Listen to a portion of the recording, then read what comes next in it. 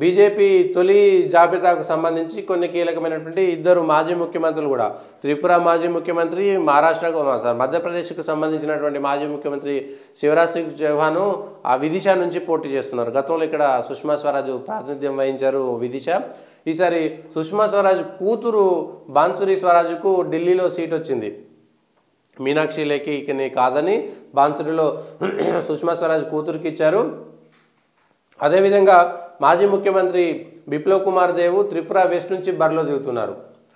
తిరువనంతపురం నుంచి కేంద్ర మంత్రి రాజీవ్ చంద్రశేఖర్, మురళీధర్ అట్టింగల్ నుంచి పోటీ చేయనున్నారు. కేరళలో ఒక 3 స్థానాలపైన భారతీయ జనతా పార్టీ దృష్టి పెట్టింది. అక్కడ గెలవడం కోసం తిరువనంతపురము, ఇంకొకటి అట్టింగల్, ఇంకేదో పదనందిట్టను ఇంకేదో ఉన్నది, త్రిశూరు. మొత్తానికైతే 3 స్థానాల్లో భారతీయ జనతా పార్టీ చాలా గట్టిగా ప్రయత్నం చేస్తున్నది. మొత్తం అన్ని స్థానాలకు 20 స్థానాల్లో పోటీ చేసి 20 స్థానాలపైన దృష్టి పెడితే ఓట్లు పెరుగుతున్నాయి కానీ సీట్లు రావడం లేదు. సీట్లు పెంచడం కోసమే ప్రయత్నం చేయాలనేటువంటి దృష్టితోటి ఖచ్చితంగా చేస్తుంది.